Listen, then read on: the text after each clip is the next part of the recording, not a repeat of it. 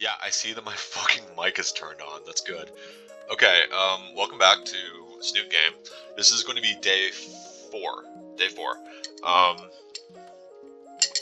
feel good. I feel really good. This day is going to be kind of interesting because I don't really have any plans for the day until tomorrow. Today's my day off. So I am presented with a pretty great opportunity to make some really serious headway in terms of, like, our progress here. I'm still so fucking deathly afraid of the microphone turning off really suddenly because it's my it's my intention to log some pretty serious, like, hours. Sorry, it's my intention to log some pretty serious hours today. Like, I want to. It would be really great to even, like, finish at least one of the routes today. I am starting this at around 11:30, and I don't think my plans are going to coalesce until, like, at least 5. So that gives me a little over 6 hours. One of which I might, like, take a break to relax my voice, have something to eat, all that. Intermittent bathroom breaks, So yeah, like, I'm feeling great. Let's dive in. Where were we at anyway? Oh, right, this scene.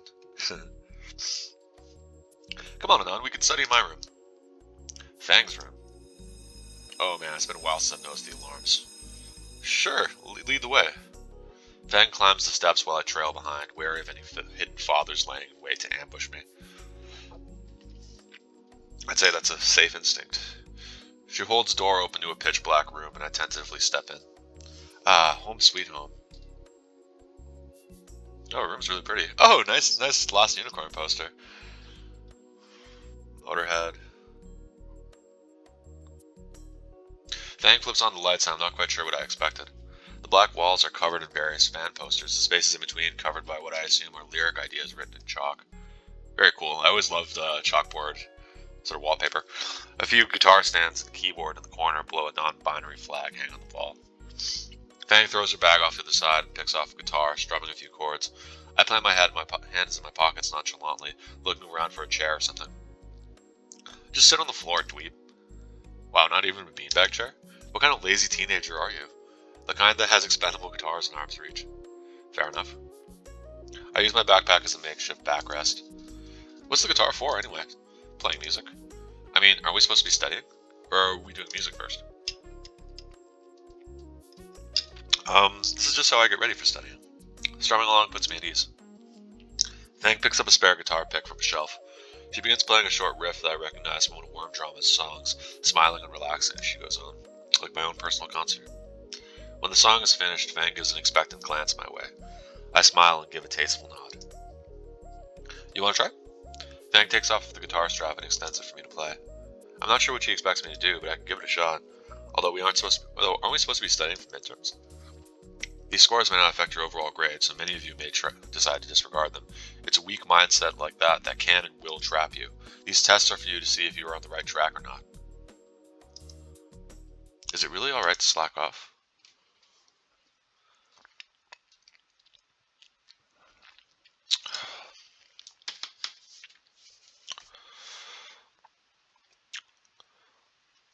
I want to meet Fang at their level. If playing the guitar for a little sidebar might help them get in the mindset to study, then let's do it. Maybe we might find something else out about ourselves along the way. What the hell? Why not?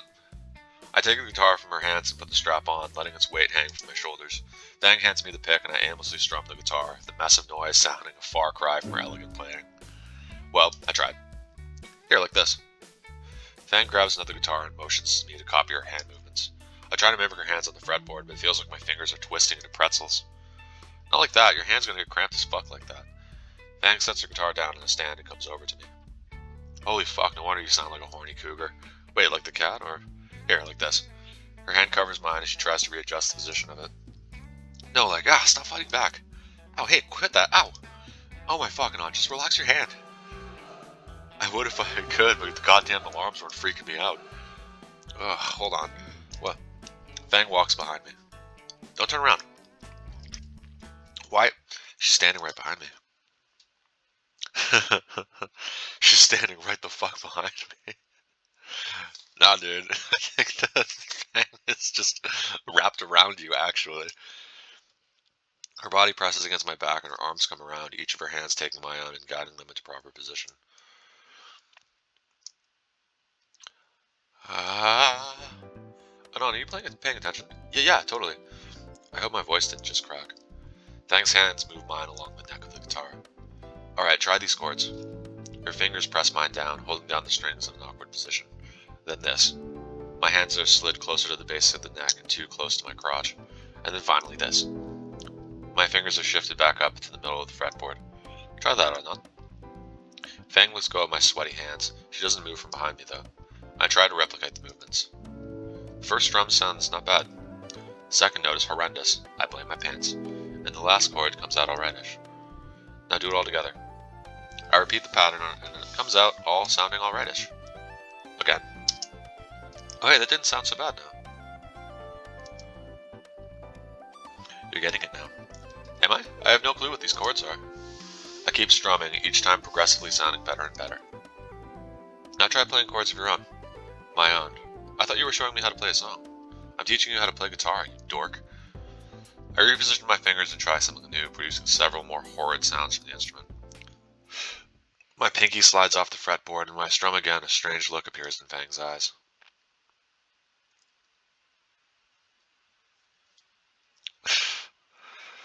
Let's keep it simple.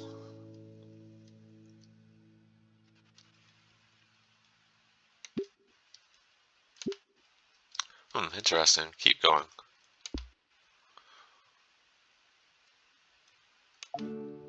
That's pretty good. I'll stop you, idiot. Keep going. Try to impress, play something random, press this button or else your mother dies in her sleep. Well, I mean, twist my arm, why don't you? Oh, come on now, impress me. Wow, that was really pretty. Pretty shit.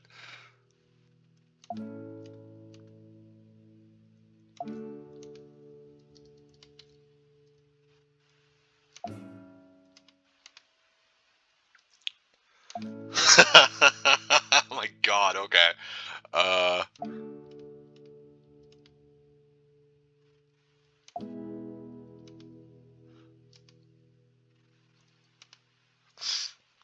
That was... Alright. That was a little bit annoying, but, not bad. Fang's tail because starts wagging along with my strumming, tuning into her usual metronome. Wait. She takes the guitar from me and sits on the edge of her bed, toying with the chord I was strumming. I think I figured that song out, Anon. Her tail slaps a simple beat on her mattress as she slowly builds up a rhythm in her strumming. Her head bobs along, wings relaxing as the guitarist's tone starts picking up. The song born from the guitar was mesmerizing. It started soft with gentle tumbling trills, a slow jam at first, but eventually it grew into something more. The crescendo crossing the strings reshaped the music. The transformation into a weightier rock piece was seamless. More than just fingers and a pick, it was as if Fang put her entire life's effort into this. Thinking back, she must have made countless songs like this. Most of them never heard by anyone and left forgotten. She soon started to hum with the song she was playing, harmony and melancholy blending with the melody. As Fang poured her very being into the instrument in her hands, it dawned on me what this was: a lyricless ballad, an instrumental aria, musical notes that bore the weight of words she couldn't define, all of which sounded beautiful, melding together into a harsh yet intoxicating piece of dissonant serenity.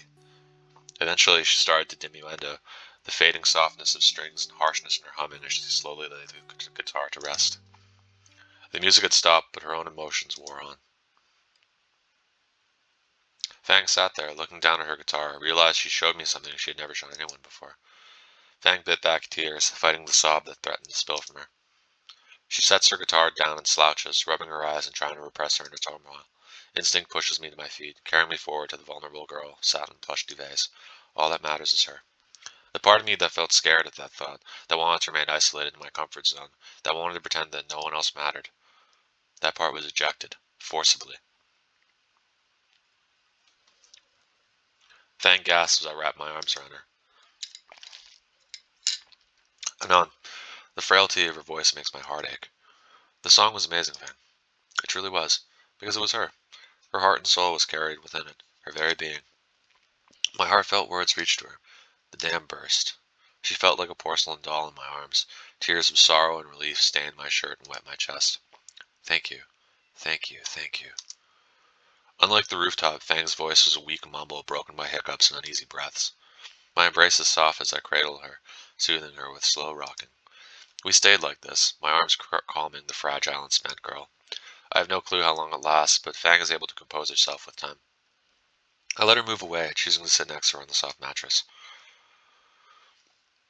Her eyes are puffy and red, and once again her makeup has left tracks of orange and black on her cheeks. And once again she shares with me that smile. But this time I can tell exactly what that soft expression means. Relief. God, no, that's twice now. My bad. How are you feeling? I don't know. She looks down at the guitar she set aside. I lean over her lap, carefully taking the instrument by its neck and bringing it to my lap. Can you teach me? What? The song. Can you teach it to me? She looks at the guitar and then me. Her surprise slowly turns to happiness. Sure I can. Hold up a second. She stands from the bed and goes for another one of her guitars. Along the way, she grabs a shirt up off the floor, using it to wipe her face. When she comes back, Fang sits closer than before, our shoulders together. So for the opener, after what feels like hours of back and forth to learn a guitar, my arms feel like they're about to fall off. Fang is an unexpectedly patient music teacher. She ends up correcting the same mistakes I make over and over with little more than dweeb. I ended up calling it quits halfway through the 20th practice song. By that point, my acoustic screeching turned into something that resembles actual music. You're no Stego Slash, but not half bad for one lesson. I'll take it. I fucking suck creatively. Do you? You made that railgun way back when. That was something I read online. You still managed to make it? Yeah, but that had like instructions and shit. Anything that means imagination, and it's like, I'm an epaulette. Okay. What about your wordplay? I'm not telling her about my shit posting needs. That's the best I can do, I guess. Huh. Fang's fingers trace along the strings of her weighted guitar. How about a jam session? Jam session? Not that kind of jam session, fuck. So what's the whole pirate princess thing about? She doesn't have a candle, so I'll be fine. A guitar pick bounces off my eyes. Gah! I told you not to mention that. I know, sorry, jeez. But really though, what's the deal with that? It's just something that I did sometimes. What, play pretend? All kids do that. Yeah, but I mean, this was a bit different. When I pretended, the world seemed so much better. So I'd end up doing it for months at a time. Years even. But that's all over now.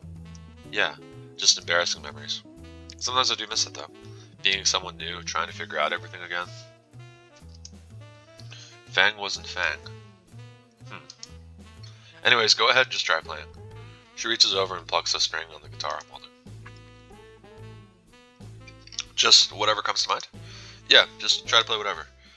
And then all hell broke loose. Oh shit. What the hell are you doing here, Anon? Yep, that's me. You're probably wondering how I got in this situation. Well, you see, it all started with me here, in the girl I like's room. I was learning to play guitar, maybe even getting a little good at it. Then right out of nowhere I tell you, the scariest motherfucker I've ever seen in my life shows up. Yep, you guessed it, it's the lady's dad. No warning or anything. And he brought in his murder weapon. My life flashes before me and my first thought is, God, my life sucks. The Fang bit's pretty cool, I guess. I at least hope someone deleted my browser history. Anyway, back to the show. Out now.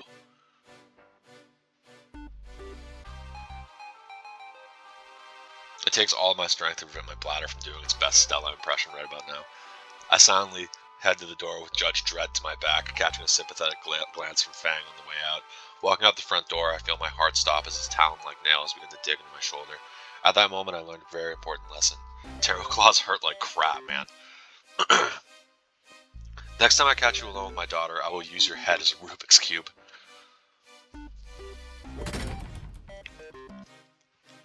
He gives me a shove off the porch and I hear the door slam behind me. I can hear her father's raised voice from here. Sheesh, God needs me. Needs like all the chill pills. Or maybe some car God damn it, Reed. I turn away from the luxurious home and walk down the pathway to the sidewalk.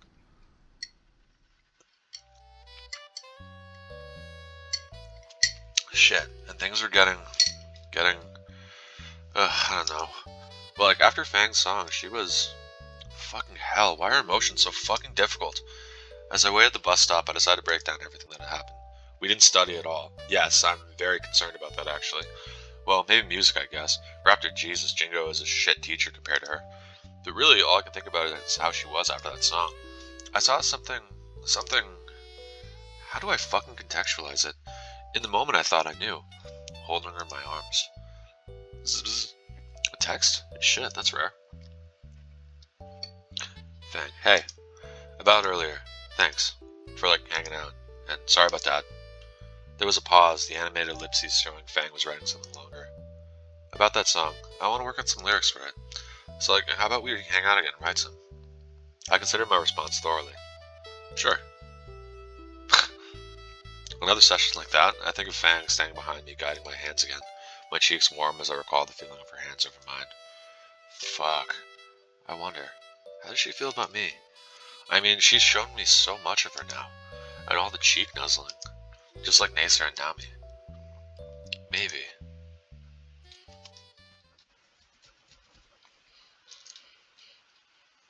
Two weeks later. I'm looking over my final grades for this semester. My science score is barely passing. I want to say it's because of Fang and mine's study sessions. Every time we would try and study, it would always become jam sessions or lyric writing. Spending more and more time with her was fun, and seeing this side of her, it makes me feel so lightheaded, like I'm floating on clouds. Although the sheet rope escalates from Fang's dads are starting to leave serious rug burns in my palms. As a bonus, I aced music class. The midterm was a demonstration, and the fact that I was able to play guitar, even shittily, was enough. Fang seemed proud of the fact that I was able to play well enough to get a passing grade, or rather proud of herself that she was that good of a music teacher. Her way of congratulating me was to hip-check me right into my locker, only to apologize while laughing her ass off. Actually, the whole ordeal made me remember I had this old music program installed on my computer. It's incredibly outdated, but free is free. Several hours of decades-old tutorials later, I finally start cobbling together a loosely musical-sounding rhythm. I couldn't find a reverb option, so I just overlaid the same instruments with a lower volume when I wanted it. People probably won't notice. I'm starting to get why Fang likes doing this sort of thing. It's sort of like just the act of creating something and being able to say, I made this. Exporting the file and uploading it to a music site, I await my audience to start amassing before me. See, I already have a comment. Never make anything again, ever. Ah, just a day in the life of an underappreciated artist.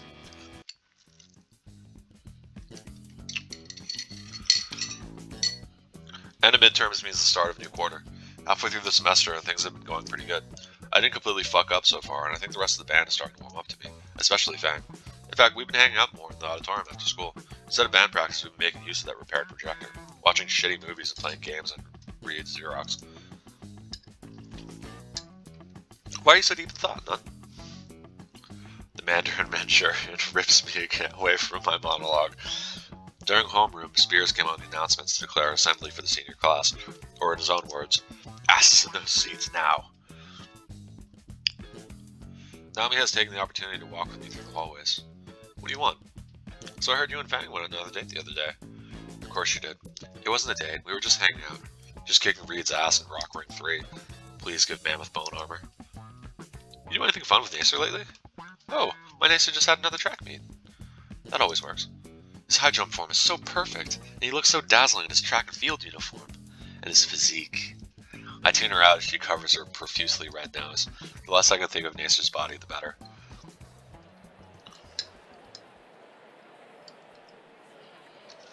We get to the auditorium once again, and I look to the back row to find our spot.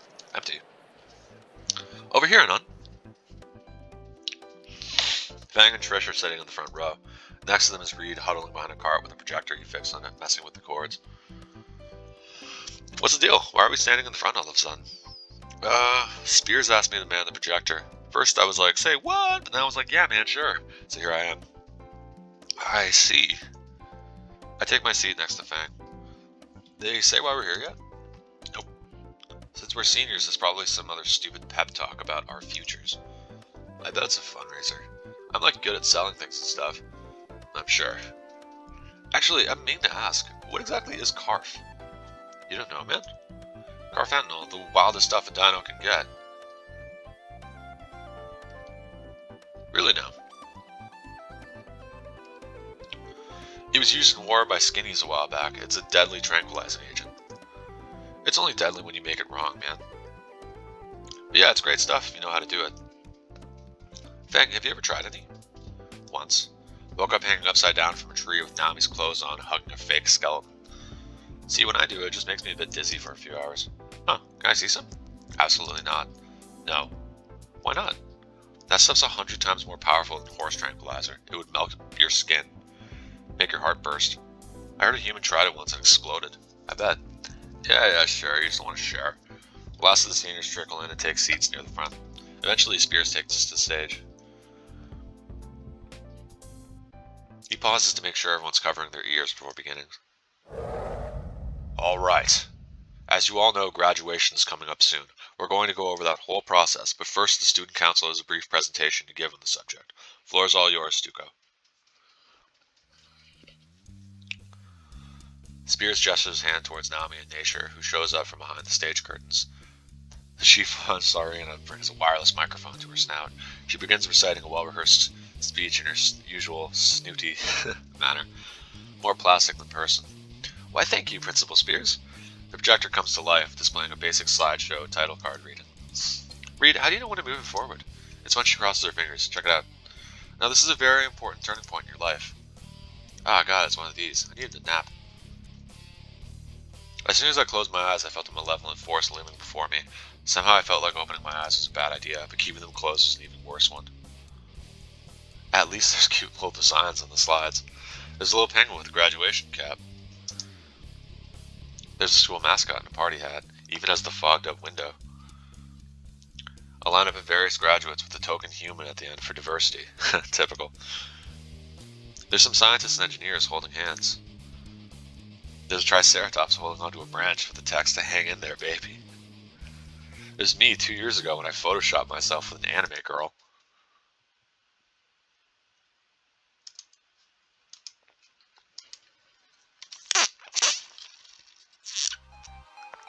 What the fuck? How? Why? The world stopped turning. No one around me is moving and there is no sound at all. Why is that there? How? I deleted everything. Everything. So why the fuck is it here? My body feels like stone as I try to turn, to see if anyone else is seeing this. In the end, I can't bring myself to move at all. It doesn't matter. I already feel their endless gazes. I feel lightheaded. There's what feels like a lump of lead in the pit of my stomach. There's dark spots forming in my sight. When I finally breathe again, the world restarts. The laughter hits first, a monstrous guffaw from behind that's joined by every other senior in the room. Reed, change the slide. Change it now. I am. More pictures. So many more pictures. Each one more and more embarrassing than the last. Oh God. Shit. There's a loud crash right in front of me and the entire room becomes black. Did I faint? Is this real life? Is this just fantasy? And on? Still awake. Fuck. The lights come back on and my eyes burn. The projector is on the floor, lens shards scattered all around. The laughter is even louder now. Reed, how the fuck did this happen? Look, I just used the USB Trish set. Trish? Why would Trish? Trish wasn't in her seat. In the corner of my eye, I noticed someone running for the entrance. It's Trish. She's making a mad sprint for the door. Stop her! She continues dashing towards the exit and right into Spears' hand. Literally. His baseball mitt of a hand covers the... that fucking bitch. Covers her face entirely. Even lifts her up by her face with one hand. All of you get your asses back to class. Spears motions for me to follow him, but I feel paralyzed by everything that just happened. I bury my face in my hands and just groan. This is rock bottom all over again.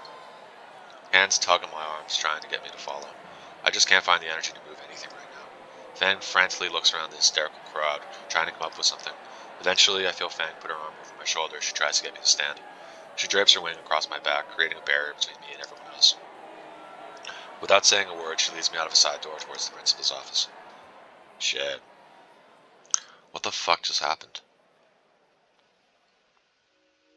Hey, how is this happening to me? Are you gonna be alright? How did Trish find those dumb pictures? Look, don't listen to those pricks, Anon. Was Reed in it? All of them dumbasses. He couldn't be. What would he gain from something like this? Like, this'll all blow over. What would Trish gain from something like this? Like, none of them talk about our shitty concert. I know she doesn't like me, but this... That was like a fucking month ago. This is fucked up. I'm going to rip her stupid horns off and give her a couple of holes to breathe with. It'll be all good, Anon. I think Fang's dad had a thing going on with the golf clubs. See if you can give me a couple of pointers. Just need some time to forget it happened. A squeak of sneakers catches my attention and I turn to see Reed approaching us down the hall. Reed, I thought Spears sent everyone back to class. I can't just sit in class while all my hombres are going through some pretty heavy stuff, you know? I got something I need to get off my chest anyways. What? I'm a bit busy with getting doxxed here. Wait, get what off your chest? Were you in on it? Fang's questioning glare makes Reed shudder. Wait, no, don't get the wrong idea, man. Reed, how did this happen? No, it went more like... I was getting the projector set up earlier, right? Something was wrong with the lens and I didn't have enough time. So I asked Trish to go get the thing from Naomi. I guess she must have, changed the slides before giving it to me? And you didn't think to check? Reed deflates. Damn it, Reed. Look, man, Trish isn't a bad person. It sure has a funny way of showing it. Dude, I know you're still hurting for what she did, but yeah, what could have possibly given that away? Bro, let me finish. Reed's raised voice takes the wind out of my lungs. That's the first time I think I've ever heard him raise his voice. Trish messed up pretty bad, bro. Massively, hugely messed up. I'm not gonna argue with that. She bruised my trust too, dude.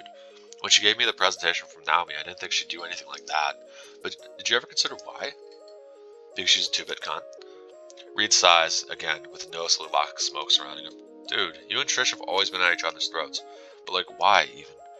I open my mouth to answer, but I can't find the words, or the reason. Did you ever stop to consider why Trish always gave you a hard time? I mean, no, it's not exactly rocket science, is it? Not really. Another sigh, this time with an expectant look from Reed. Did you ever even try, bro? No. And that's the problem, dude. Reed has a pained expression on his face, and a quick glance shows Fang is even worse.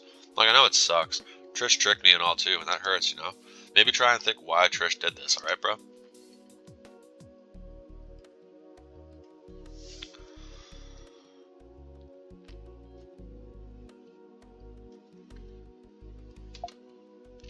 Trish can still burn in hell for all I care. 3 months. 3 months from graduation and you pull a stunt like this? Spears' stern voice grilling Trish in his office rips me from my thoughts. Good. She deserves it. I've half a mind to have campus security escort you out of here and send you to Reef City continuation. Fang and Reed both hiss at that. What the fuck does that mean? You have 5 minutes to explain why I shouldn't do that right now. I couldn't hear Trish's full response to the door, but she was obviously crying. After what she did? Fang leans in, trying to listen to the door to hear what that bitch was saying. Because of her arms, I was pulled closer too. I heard the trollops whimpering and wanted nothing more than to really make her cry. All his fault. My fault? I did fucking nothing. Didn't know what else I could do. Not fucking show half the school the cringiest shit I've ever done and commit what amounts to character assassination? Some asshole from the sticks. I'll show that cunt some fucking sticks. Driving Fang away. What? What does Fang have to do with any of this? She wasn't the one bitching about every damn thing I do. I glance over to Fang, whose expression seems even worse now. Looking at her this way makes part of me feel even shittier, like I did cause this. Fuck Trish, though. She's been an ass to me from the beginning. Anon, will you please step into my office? Spears' voice shocks me from my eavesdropping. What am I supposed to say to Trish? Fang tries to give a reassuring smile, but it's so fragile. Like this is all her fault, not that backstabbing bitch. Reed gives a silent nod. No thumbs up this time.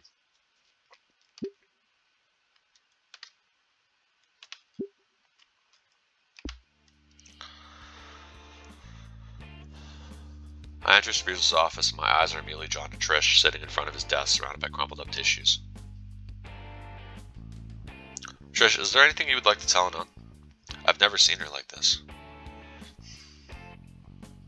It's all your fault. Who are you to come here and take Fang away? You're just some nobody from the middle of nowhere who only cares about yourself. I helped pull Fang out of their shell. It made her a social pariah in the process. My band was doing great before you came here. I set up the only successful show you ever played. And then you show up and start manipulating everyone because you're a selfish control freak. Everyone's hand has to revolve around you. Fang and Reed and me were going to make it to the top, but you stole everything from me because you didn't understand us. No one understands us. Trish is cut off by a horrid sob, her head falling into her hands and new tears spilling from her eyes. Raptor Jesus on his cross of rock, that's a lot to unpack. It's like you didn't even try to understand me either. Anon, is there anything you want to add? Like how she's not worth the oxygen? But this really is all about Fang. We're going to talk to her. I turn to the purple punk rocker. You are not the only person in the world. Maybe Reed was onto something. I think I finally get it. Look, Trish, maybe we didn't start off right, and yeah, I can be an asshole. She looks up at me, surprise written on her teary-eyed face. I didn't mean to drive you and Fang apart or anything. I just want to be Fang's friend. But after what you fucking did, fucking digging up my past, airing it to every senior, and all for Fang, she's outside the door thinking this is all her fault. That got a response from Trish. Her head dipped down and her fingers curled into the hem of her hoodie. Maybe it's your fault for being such a bitch. Maybe it's mine. I don't know. But sure as shit isn't Fang's. Another choked sob racked her body and the tears started anew. I'm sorry for being a poor friend to you, but after what you did, I don't know if I can forgive that. Spears nods in approval, a fatherly grin stretching his straight cheeks. That was well said, son. You come a long way since your first day. You can leave. Take the rest of the day if you need it. I rise from my chair and make for the door. But I'm stopped by what Trish just muttered. It's my fault. I'm sorry. You should tell that to Fang. Right before I clam my head on the doorknob, Spears speaks up. Oh, and Anon. Don't think I didn't notice. Uh-oh. I slowly turn back to him. Your waifu is trash and your taste is shit. My door is always open so I can share some quality anime. What? I open the door to see Fang again, expression complex, leaning against the door's frame. God damn. Reed is taking my place beside her with a comforting arm around her shoulder. If this was any situation, I might have felt a bit jealous. Hey, a heavy sigh escapes my lips. Hey, doing okay, bro? I'd frankly like to just disappear right now. I think I'll just go home. I can ditch if you need me to come with. Fang looks at the door to Spears' room for a bit, then back to me. Trish probably have to call her parents right now. Fang must have heard everything in the office.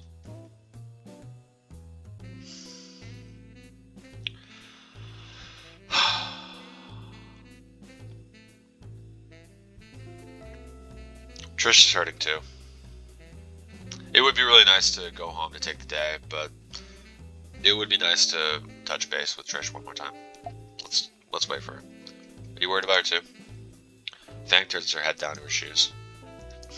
How could I not tell something like this was happening? You know it's not your fault. That doesn't mean I don't feel guilty about it. She picks her head up to look me in the eyes. We should leave. You probably don't want to see her when she gets out. Actually, I think we should wait. It looks like you have something to say to her. Well, yeah, but there's something else I want to tell her too. There is? There is? You sure you should be talking to her when you're still this upset? It's nothing bad, I promise. It's a good call, dude. You can go first. Fang gives a small nod and the three of us slide down the hall into sitting positions. The minutes pass. What do I even say to her? I'm not entirely sure either. Reed awkwardly toys with his tail in silence, suddenly a lot less contemplative than before.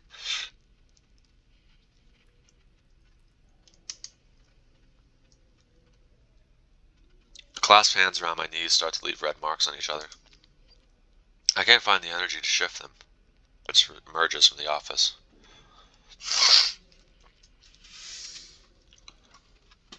Her tears have become shiny trails reflecting the sterile light of the hallway. Hesitantly, Fang gets up to speak with her. That makes one of us. For a while, the two just stare at each other. Eventually, why?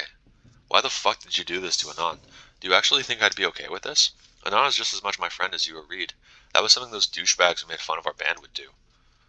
I thought he was a bad influence. On you. The band. Everything is changing, Fang, and I don't like it. All because of Anon. Then why didn't you just fucking talk to us? Anon isn't some asshole trying to rip everything apart. I know what you told me, Fang, but you deserve better. He's not... I catch Trish throwing a glance my way as she cuts herself off. Look, I'm sorry, Fang. I'm just trying to look out for you. Look out for me. I can make my own decisions, Trish. Fang sighs and rubs her temples. I'm taking a break from the band. I watch as Trish's entire world shatters before her eyes. Reed's lack of reaction tells me they discussed this while I was in Spears' office. What? I need time to think. Fang, wait. Bye. Fang turns away from Trish and starts walking away. I'll wait by the exit while you talk, Anon. Reed gets up as she passes by and begins to follow, giving me a thumbs up. I'll give you some privacy, amigo. And now it's just the two of us. I got it from Bill Withers. I got it from my spot on the floor. Pins and needles in my legs making it more difficult. Now what do you want? I fucked up too. That catches her off guard. This is my fault too, you know? I played a stupid game with this instead of manning up and just talking about it. I stoned the fuck up and finally admitted to the world and to myself. I like Fang. I like her, and I know that's what you're afraid of. I was never out to break anything out. I just like Fang. I want to help her. I never wanted to hurt anyone. Trish's eyes glaze over and stare at something in the distance as if all of her worst fears came true. I guess in a way they did today. I'm done, Trish. I'm not going to fight with you over this. I won't fuck with you, you won't fuck with me. I'm going home. I turn away from Trish as she buries her head in her hands again. Part of me wonders if she'll use that against me, but right now it just feels good to get out of my system.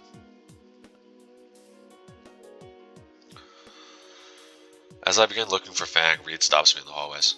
Made the right call talking it out. Trust me, dude. Reed shuffles his feet a bit and scratches his neck. I'm going to give you a bit of space after dealing with that. Time to think things over, you know? Suddenly he leans in and lowers his voice. You should tell them, bro.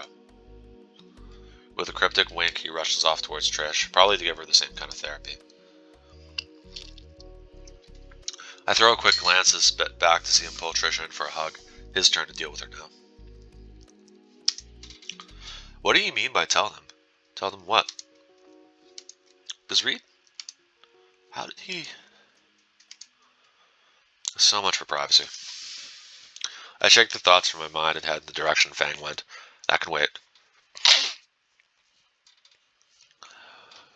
I catch up to Fang near the front of the school as I mentally prepare myself for what's coming. It's time for the walk of shame. As I make my way through the hall, I do my best to ignore the passing jeers from teens I don't even know. I guess it's already spread to the lower years too. Fucking lightspeed capable rumor mill. Hey, do the Naruto run. Look at the pathetic weeb. How's your 2D girlfriend, Anon? Hey, Anon, need to borrow a jar? Fuck hell. Your waifu was great, I love her. Not helping Stella. I keep my head down, avoiding the looks from the mall. Shouldering open the door, I'm blinded by the morning sun's glare. Within an hour, I've fallen back to square one. Is it too late to transfer to another school? Fang steps up to the stairs, phone in hand. I can call us a taxi or something now. I nod at that, moving for the stairs. Hey loser, think fast! I turn towards the voice and the world slows down. My field of vision is filled with a soda can and I freeze up like a deer in headlights.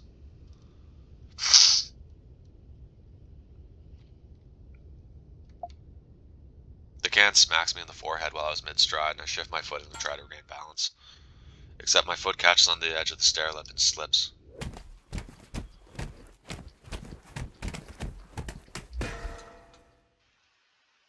Did we just fucking die? Ugh. Oh fuck, we need to split before the caveman gets here. Anon! My lungs feel like they're on fire. I think my feet touch the back of my head. I peel myself from around the bollard, feeling every bone in my body creak painfully. Ugh. Fuck. Holy shit, you're alive! Am I? Ow. Nothing seems to be broken. I've been in worse. Honestly, my ego is more injured than I am. Can you walk? Yeah, sure. This is nothing compared to field day back at my old school. I try taking my step and my knee involuntarily twists in a direction it's not supposed to. Suddenly I'm doing the Seth MacFarlane pose again. I love it. Oh no, let me help you up. She tucks her arms around my shoulders and pulls me to my feet again. Let's just go to the bench over there. The taxi will be here in like 5 minutes. Using Fang as a second foot, I eventually make it to the beach. I still can't bend either leg, so I just sort of splay it against the sidewalk.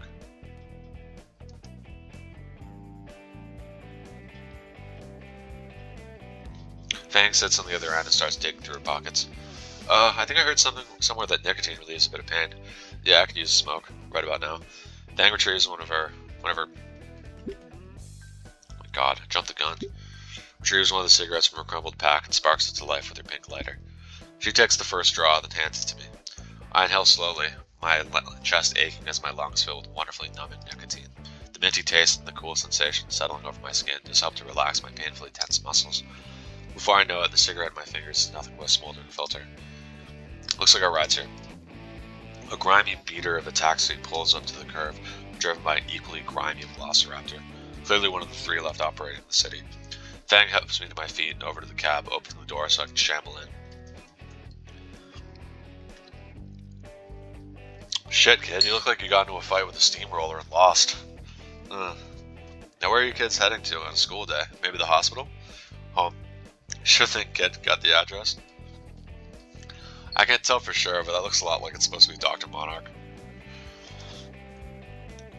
237 South Hammond Street.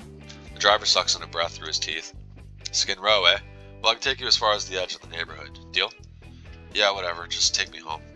The cab speeds off away from the school. I still can't believe that Trish would do something like that. The cab driver lets out a laugh. You got your ass handed to you by a girl, did you?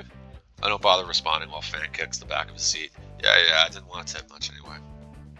Why doesn't the driver want to drive all the way to your place? It can't be that bad, right? That reminds me. Hold this for me. I toss my pocket knife into Fang's lap. She looks at me with a nervous smile like she expects a punchline. Oh, joking, kinda. Haven't needed to shiv someone yet. Talking hurts, breathing too. Each breath I take feels like my ribs are gonna shatter. Fang must have noticed and she kept silent after that. Alrighty, end of the line. That'll be $15 even. There's still a few blocks we gotta walk. I manage to limp out of the car and Fangs drops a few crumpled bills in her seat and slams the door behind her. The car peels out and disappears around the corner. Well, no place to go but home. Wait, you still can't walk, right? I could probably make it a good 50 yards. Hang on, give me your shoulder. No, don't worry about... Ignoring my protest, Fang wraps her arm around my back for support. Where are we going? First turn is right up here. Wait, Fang's coming over to my place? Fang is coming over to my place. Fang's coming over to my place? I don't want her to see how I live. Crap, did I leave Saturnia on? Hang on, let me get my key. I awkwardly fish around for it in my pocket, my hand weighed down by some cheap first aid stuff from the nearby liquor store. This stuff wasn't necessary. Shut up. Open the door.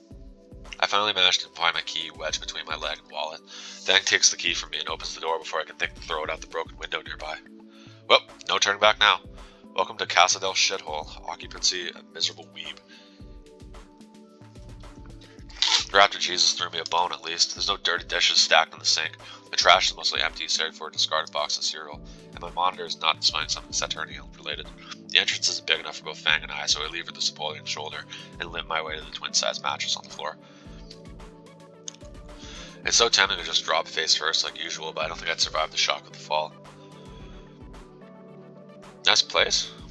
You don't have to stay. I just want to curl up in bed and sleep my sorrows away. I know, it's 10 in the morning. And you're fucking hurt. At least let me try to patch you up. You don't... Fang's glare makes my mouth click shut. Fang sets the bag of ice packs, icy hots, and saber palm on my computer desk when something catches her eye. Is that the phone Roomba you bought a while back? You actually kept that thing? Fang is standing over the shoebox I've been using to hold my pet. I put in a few wooden blocks for it to bump around. Yeah. Can you go ahead and feed him for me? With this box of cornflakes? Yeah, 2 or 3 will do. And you taped your railgun to the top of it. If you look close, I gave him angry eyebrows too. Why? Mom never let me have a pet, and he's cute. He? Don't make fun of Metal Gear Rainbow or else he'll shoot you. Cute. He's armed with tiny angry marine munitions. Fang cramples up some of the flakes and pours the crumbs into Ray's box. I can hear it happily ingesting breakfast from my bed. You are such a dweeb, Non. There's no heat in her words. Fang turns to me, the small tub of disgusting green stuff in hand. Alright, let me see where you're hurting, Non. No way and fuck. Now. Shit, where did Fang learn the patented mom glare? Take off your shirt. Wait, what? Take it off or I'll cut you with your knife. Fine. I step into my tiny shower stall and turn on the water. The shower head sputters before it starts weakly spraying lukewarm water.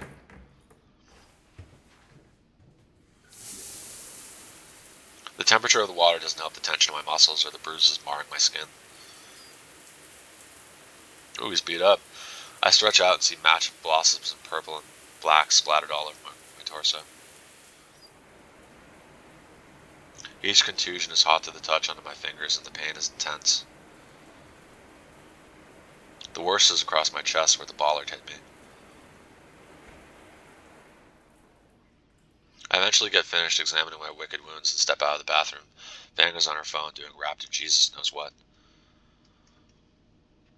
Fang then pats the bed. Come here. I walk over and lie down on my stomach.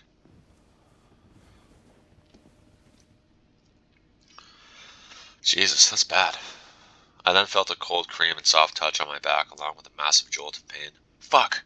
Shit, I'm sorry, are you okay? Yeah, I just didn't expect it to hurt that bad. I just try to relax. I sigh and I try my hardest not to freak out when she touches me. She eventually finds a sweet spot of pressure to apply. It still hurts a little, but it doesn't cause me to wince.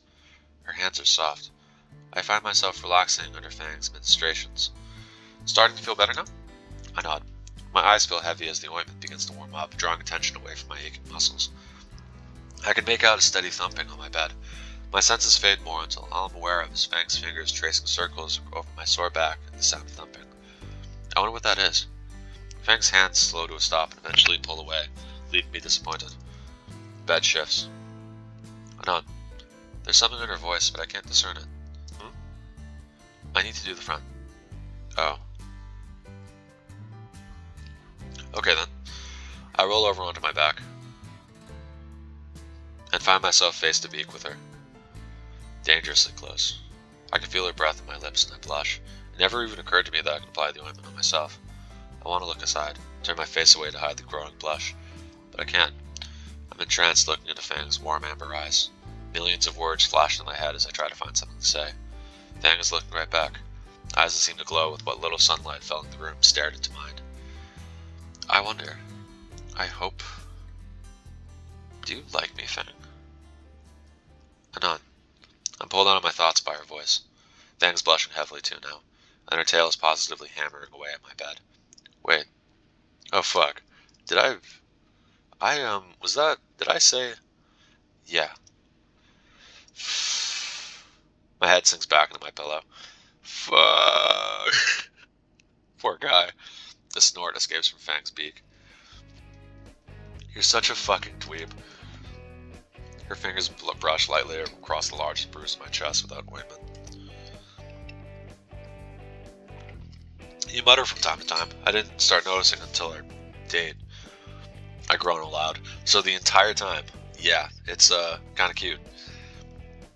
Wrapped in Jesus on his cross of rock, so for months now, I've known. And Fang leans over to me with her hand braced next to her my head in support. I like you too. Fang's hand moves back to my chest, resting just over my machine gun beating heart. Her head slowly descends towards mine, and before we can start trying to figure out how human dino tonsil hockey is played, Fang's weight begins to press down behind her hand, which is dead center of the most serious bruise in my chest. Fuck! Oh shit, sorry. I managed to catch my breath. I'm okay, just ow. My hand wraps around Fang's. Maybe, something else. That won't stress these. I nod at the blemishes across my chest. Like hug, maybe? I'm cut off by Fang moving closer to me again. Her arm shifts, moving from my chest to my shoulder. Her wing drapes over both of us, becoming a soft and warm blanket of feathers, and her head lands next to mine, sinking into our now shared pillow until I'm eye to eye with her. Cuddling it is. I smile and nod. Even if Fang is now laying atop my arm and I'm starting to lose feeling in it, the feeling of her warm body pressed against my side is definitely worth it, and between that warmth and the plush wing blanket, my eyes grow heavy again. Fang's already started to snore right into my ear. Fuck it. I close my eyes and decide that sleeping with Fang is easily the best thing to happen to me. There we go.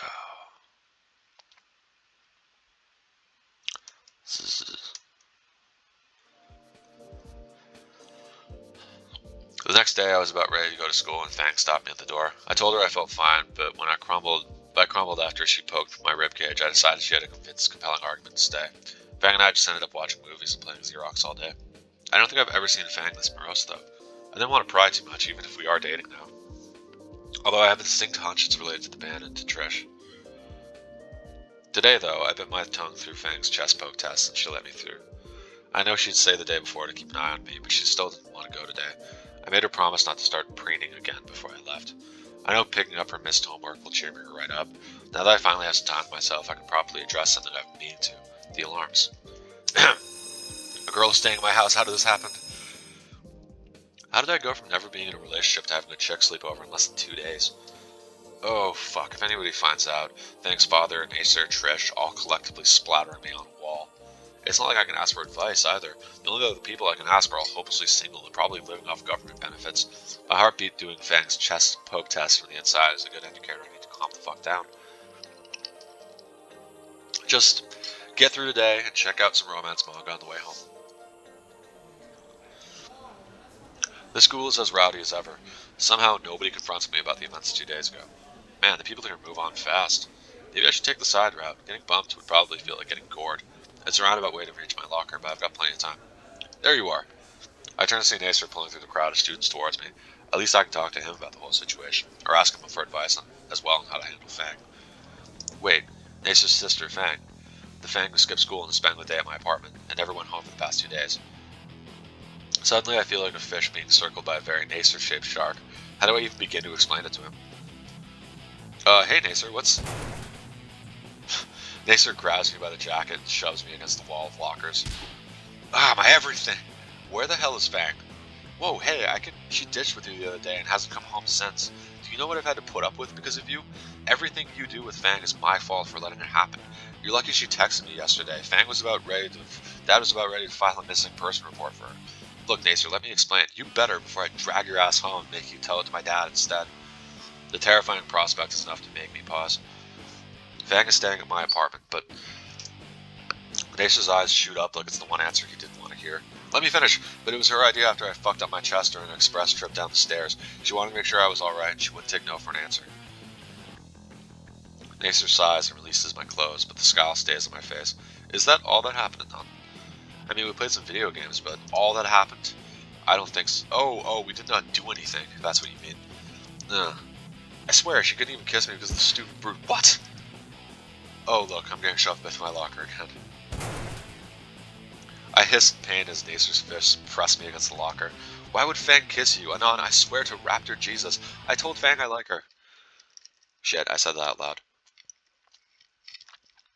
Nacer freezes and the color drains from his face. Then he shoves me back into the lockers as hard as he can. Fuck! A few students start turning their heads.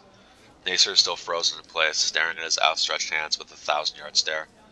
Hey, isn't that the track team leader? He's beating on that loser from the presentation, right? Hilarious. I could visibly see Nacer's thought process on his face as he finally comprehends our current situation. No,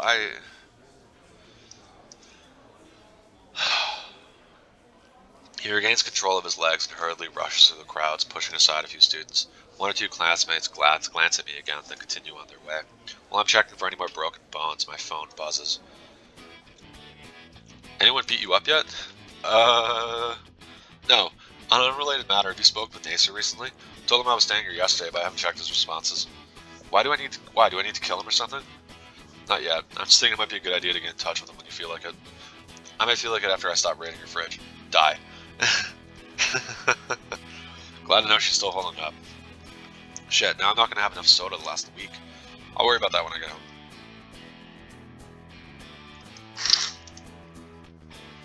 Today needs to end, now. I have a backpack full of missed assignments, including Mr. Suki's essay on the history of typefaces. Who the fuck cares about typefaces? Worst samurai English teacher ever. My ribs are burning as I heave a sigh. At least I can go home now. Where my hot tarot GF is waiting. My hot tarot girlfriend, who may or may not be having a mental breakdown in my apartment, and I have no idea what to do with a fucking girlfriend. All those hours of dating simulators have not adequately simulated dating in the least. Just as I exit the main doors of Volcano High, my phone buzzes on one particularly bad bruise on my leg. Fingers crossed it's Fang. We need to talk. Meet me in the auditorium. I'm going to die. You're gonna die, dweeb. Nacer's looking for your weeb ass. Best night to get it over with now. I meander my way to the school's auditorium. Some of the lights are off when I get there, but I can make out Nacer's outline among the front row seats. He doesn't turn to look at me when I enter or walk down the aisle. You, wanted to talk to me? I can see the gears in his head turning, but his expression is telling me he doesn't actually know what he wants to do. I'll keep my distance just in case. Why did you call me here? Just shut up. Let me think. He sighs and turns to me. I shouldn't have pushed you earlier. Sorry, it was a moment of weakness. Don't worry about it. I can take a hit or two. He silently nods. Yeah, man, sure. He nervously chuckles. Look, Anon, when you told me Fang could kiss you because you told her your feelings, I can't really describe it. Don't take it the wrong way, but my mind just screamed at me, worst case scenario. It's because I'm human, isn't it? Just picture the fucked up flip a bit. Hey, Anon, this is serious. So much for brevity. I'm trying not to make this any worse than it already is. Look, man. I was thinking only of myself. I wasn't being understanding, and I just unloaded it all on you. So no hard feelings? If you and Fang like each other, that's not my problem, right? You're a nice guy, really. If she's happy, then I'm happy, right? I just want to know if she can forgive me for being harsh on you. I feel like it's one of those things she'd hate me for, right? Nature's smile could, at best, be called fragile. I wouldn't worry about it too much right now. She's under a lot of pressure. Did something happen to her? Because of the stunt Trish pulled, she broke off with her on the band. Now she's refusing to leave my place out of fear and stress. I'm honestly feeling out of my depth here. There's really nothing I can do except be there for her. You're in a much better position to help her. You're her brother and all. I am their brother, but, well, it's complicated. You know that. I suck at helping her. Remember earlier this year, that concert? She told me to kill myself. The next day, Trish came lashing out at me, telling me how my own sibling feels about me, how she'd be better off if I didn't exist. Now you're here telling me she's having a mental breakdown, which I didn't know. Hell, even Reed tells me how she's doing sometimes. Fucking hell, Anon, tell me, why do I gotta hear about how Fang feels from Trish, Reed, and now you? What's so poisonous about me that they can't tell me this shit themselves? Why do I aggravate them so much? Dude! Shut up for a second, man. Oh, God. I can only watch as Nasir breaks down in front of me, hands on his head in emotional turmoil. What did I ever do to her? Man, where did it all go wrong? Do you remember your life 4 or 5 years ago? I'd rather not. Things were simpler then, though. It was fine. We hung out, we had movie nights, she'd bring her friends, we all got along. Somewhere in there, shit just changed. Everyone just started talking about herbivores, genders, and other shit. I didn't think of fighting Fang for it, but then she changed her name and started this whole non-binary deal. The pronoun thing took a while to get used to, but I was happy for her at first, going along because I didn't want to step on her toes. I thought she'd be happier, but she only got more and more miserable and distant. I tried helping her, and everything would just get more insufferable every time. At some point, Trish would just talk to me for her, and then she became unbearable to talk to, too. Trish is not a bad girl, Anon, but goddamn if she didn't inculate in Fang's head all the wrong things. Well, Fang needs you now to start putting the right things in her head again. Please, help her. Anon, go away. I want to be alone for a second. What do I tell Fang when I get home? Just go. I sigh, taking one last look at Nasir as he sat motionless in the barely lit auditorium.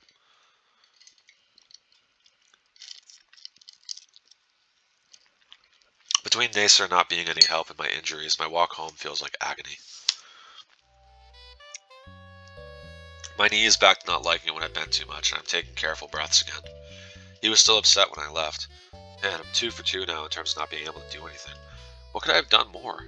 I still have enough strength to get home without any major problems. Fang, I'm here. My apartment door is locked, and I left my keys inside. Smooth. I banged my fist on the door. Fang, you in there? I'm changing, don't come in. Why? What do you mean, why? I took a shower, you dumbass. But you wear the same things every day. What are you changing into? Well, you're not trying my clothes on again, are you? Bang. Was that one of her boots? She seemed pretty cheerily when she messaged me earlier. This isn't right. Why can't you change in the bathroom?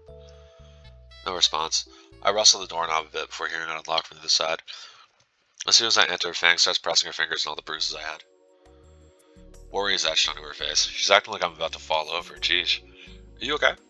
Whoa, calm down. That's close enough. I'm fine. Don't worry about me. Good. I just a little tired. I think I'll take a nap. I dropped my things on the corner of the room, went to the kitchen to check the food. Very funny. Fang wasn't joking about raiding the fridge. All the salami is gone. It was good salami, too. I guess I need to go out for more. Back in the main room, Fang lies down on my bed. Are you really that tired? I figured we'd go buy groceries. No. Fine, I'll just go by myself. No. Don't worry, I won't push myself. I'm only getting a few things. Anon, please. She pulls me by my jacket so I'm sitting next to her on the bed. Fang carefully hovers her hands over me, a very different attitude from when she was poking my ribs earlier. Is your arm still hurting? Don't fucking lie to me. It doesn't hurt that much, only my other wrist and knee. Good. She lays her head on my arm very carefully. It was fast becoming her preferred pillow here. In any other situation, I would find this cute, but I would totally lie to her, and this hurts like crazy. I'm almost willing to have another go at the stairs if that keeps her from touching me like this. You don't hate me, do you? That's not what I was expecting. What? Why would I ever hate you? Because it's all my fault, right? You didn't deserve all the shit me and the others gave you. Maybe we should just start over? Nah, I like what we have now. Maybe you do need some rest, Fang. I'll be back soon with the groceries. I gently slide my arm out from her grips. No, goddammit, can't you just stay still for 1 second? You can't leave me here alone. What? I'm just going for groceries. What's going on? I'm fine, I just fucking dizzy. What did you do? Don't leave, please. I hold her by the shoulders. They feel scruffy. Fang, what happened? Don't leave me here all alone. I catch a speck of red on my hands as they brush against her wings. Oh fuck. Oh god damn it. First aid kit. I need the first aid kit. Fang grips my arm tightly as I get up from the bed. Anon, wait. When I open the bathroom door, a wave of humidity from the shower washes over me. A smear of blood on the shower stall wall. A feather behind the toilet. Another stuck to the seat. At least 3 in the bowl. One of them still has blood on it. Fang. She huddles against the corner of my bed away from me. Now that I look at her, her wings do seem slightly thinner. Were you preening again? She hesitates for a moment before nodding. Yes. I couldn't stop doing it. It got really bad. There was blood everywhere. I spent all day cleaning it up. She looks like she's on the verge of tears. I don't know what to do. God fucking damn it. Fuck, shit. Fuck. I make us both some microwave dino nuggets and we silently eat on the floor. Groceries left away for now. You think you'll be able to go to school tomorrow? No. You'll fall behind in class. I'll drop out. Come on, Fang. I don't want to see anyone right now. What about Nasser? I talked to him earlier and fuck him.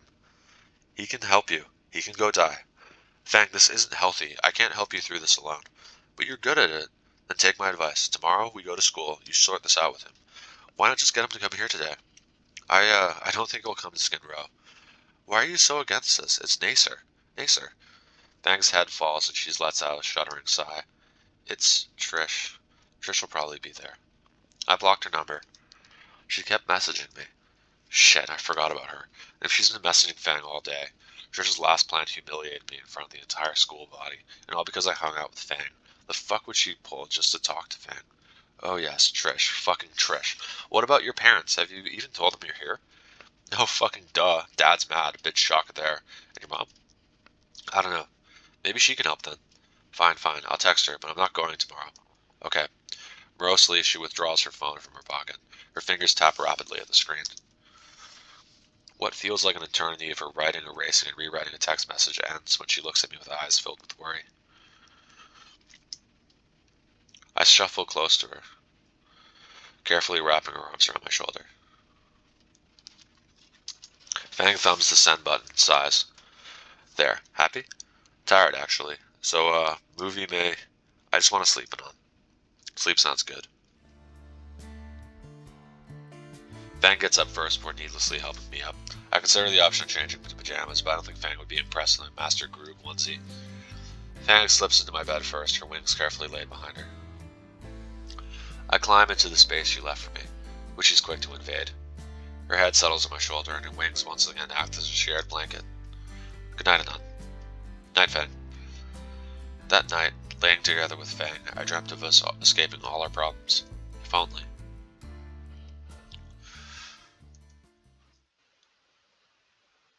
Fang refused to leave again this morning.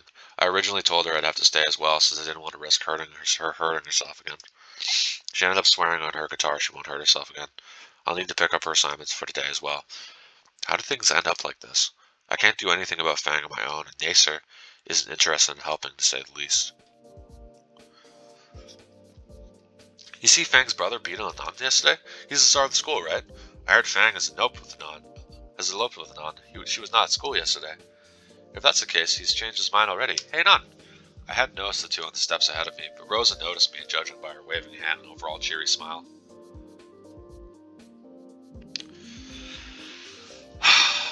Yeah, let's give him a chat. Who knows what's going to happen. I'm not in a great mood today, but I should still say hi. Good morning, Stella. Morning, Rosa. They're nice enough, girls. Oh, Anon, you do not look so happy. Why? Indeed, a dark haze hangs heavy over your heart. Rosa and I give the screen Stegosaurus a flat look. Don't worry about it. I'm dealing with some heavy stuff right now. Oh dear. Did you finish a good series and feel that post-finale impression? What? No. Was it because that one pervy anime got cancelled? I wouldn't have pegged you as a fan of that kind of stuff. No, Stella, it's not that. Oh, is it money related? Do you need money to give Fang a proper ring? What? Why would I need to give Fang a ring? Well, I heard from a guy who heard from Mr. Karlowski, who heard from... Get to the point, Stella. I heard that you and Fang are getting married. What? I wish you both a happy marriage. Come on, I'll give you a reading here. I can tell you how your future together will be... Let me get my cards out. Stella, I'm not feeling it right now. Maybe later, okay? You should go about your day without this sort of knowledge. It can really help show your path forward. Stella, I don't care about your stupid readings. Please, just leave me alone. Gail hits me immediately when I see her shirk back. Ay, Dios mio, Anon, what is the matter with you? You're acting just horrible today. I'm sorry, Stella, just don't worry about it. Please tell us, what has you down? Just Fang stuff. You know she hasn't been showing to school lately. She's actually been refusing to leave my apartment. You mean, like, now is not the time, Stella. Is it really that bad? She hasn't been taking recent events well. That's one way to put it. I do hate to see Fang's friends in trouble. I know Fang is a good girl at heart. Please, if there's anything we can do, Stella and I will try to be there. Rosa takes a piece of paper from her bag and hands it to me. My number, Anon, if you do need it. Thanks, Rosa. I'll think about it. Do you want a reading now? The school bells interrupt. I'm sorry, Stella. Some other time. We all enter the school and split off to our homerooms. In class, it feels just like the beginning of the year. All alone. Naomi's apparently busy with yearbook stuff. Patricia and Reed have been ditching math. Not that I care, honestly. I just want to get home and make sure Fang is okay. Time passes so quickly that it's lunch now and I already have my tray. I didn't even realize I was walking up the stairs to the rooftop. My stupor is broken by the sight of Trish and Reed. Worry is etched in both of their faces as they approach me. Worry that I do not want to be involved in at all. My feet carry me up the stairs quickly and away from the two band members. One sec.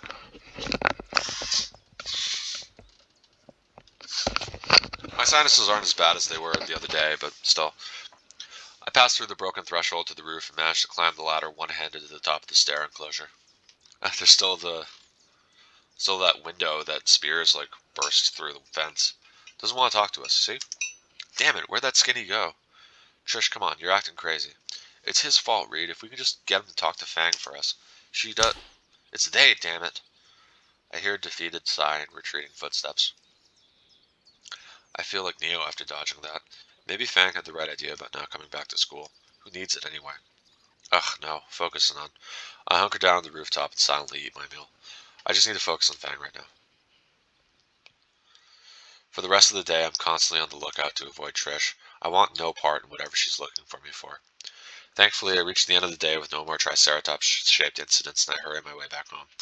Once I'm free from being intercepted on the school campus, my mind starts to wander back to our conversation this morning. Rosa and Stella seem pretty willing to help Fang and Nacer, but do either of them really understand what's actually going on? It's not like this is just some dumb argument. I'm not really sure what either of them could do to help either. Rosa would just pull something out of the Bible to read, and Stella would show them some anime about friendship or something. I guess it couldn't hurt to talk to them though, right? At the very least, they could point me in the right direction. Before long, I reach my apartment building, once again lost in my thoughts about Fang. At least I remember my key this time. Things seem normal enough when I enter. Fang is resting in my bed, her chest rising and falling. A quick look in the bathroom shows no gore splattered on the walls. Still, I should check on Fang myself. A closer inspection makes my heart drop like a rock. Dozens of feathers are strewn above my bedshed, sheets, most of them under Fang. I bite back a scream of frustration. They're everywhere. Fang's wings are folded behind her, but I can't see the damage at all. I gently lift one to try to see where she hurt herself. Anon?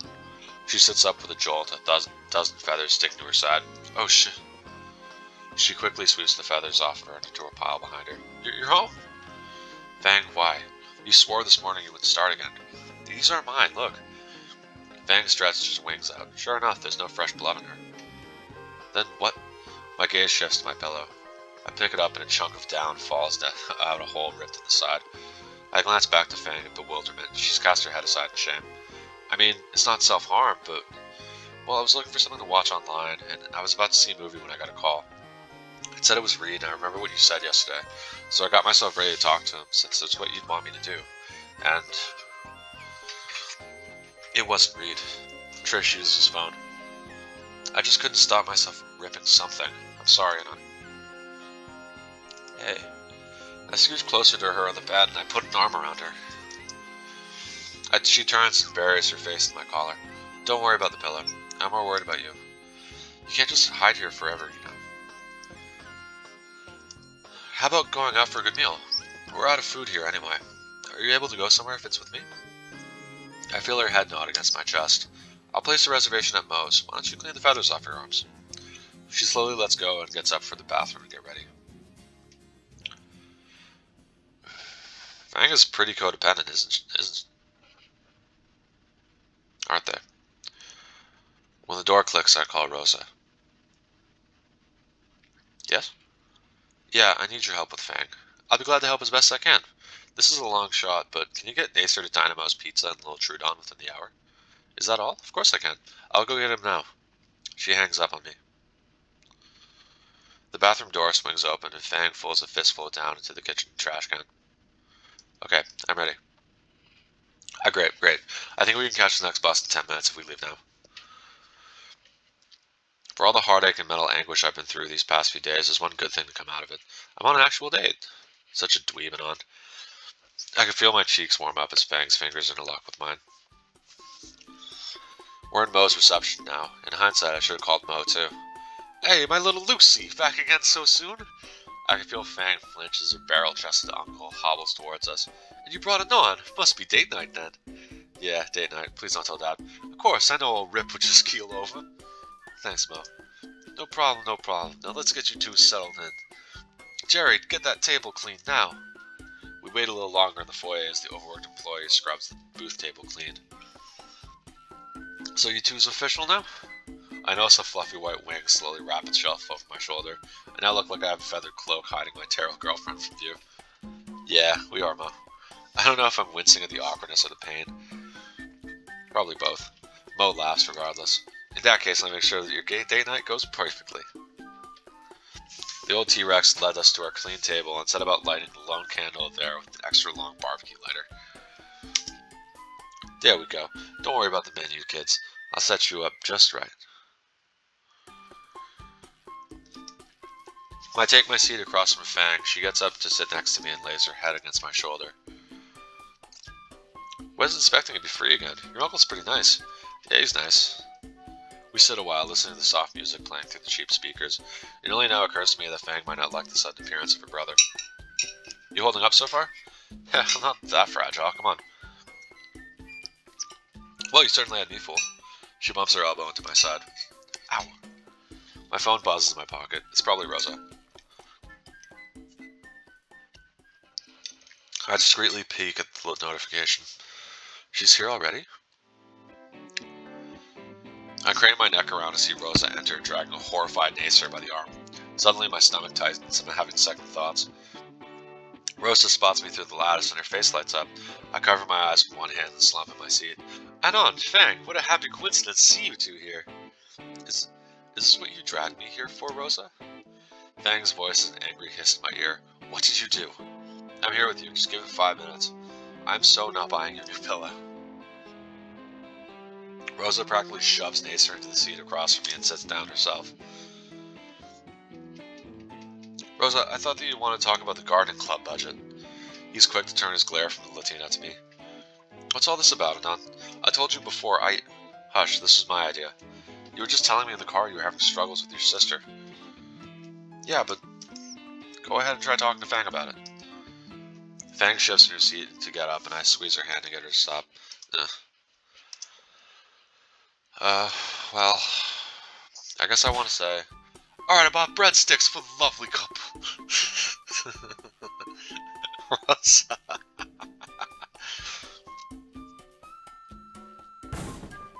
Rosa slams her head into the table. Whoa.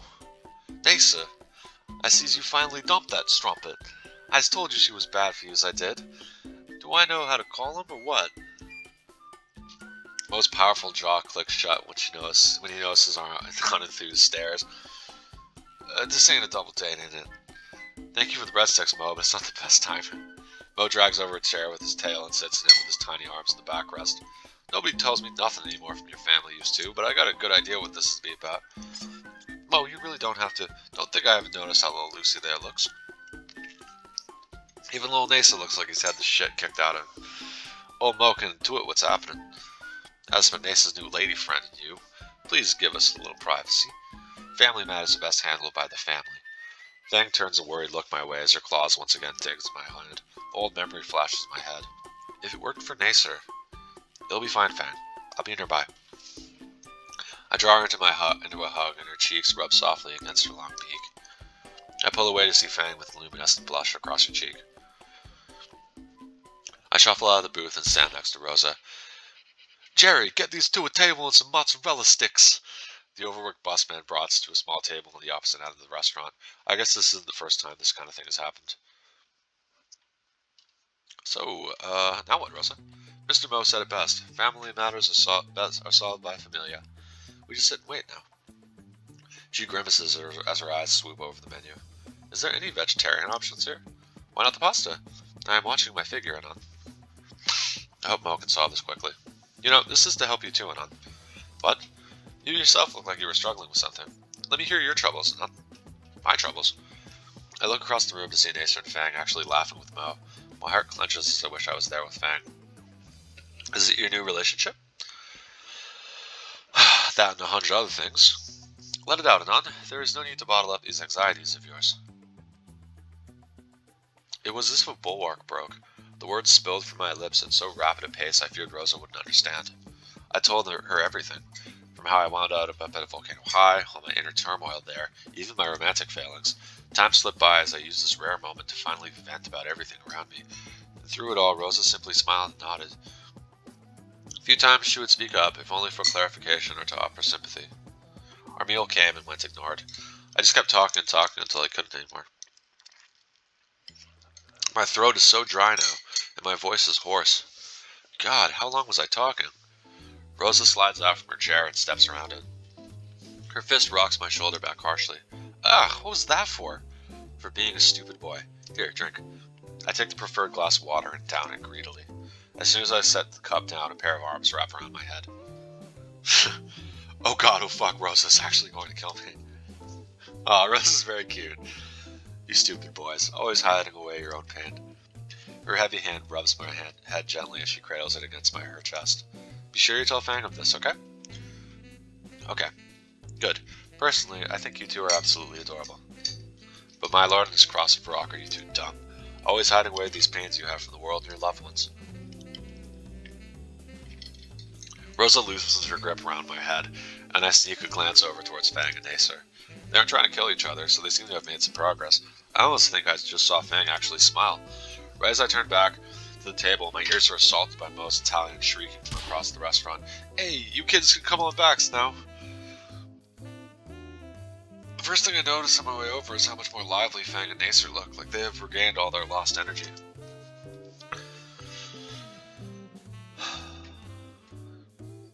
Before I could take a seat, Fang gets up and wraps her arms around my head. I almost ask her what the deal is, but I can feel the icy stare she's shooting at Rosa from here.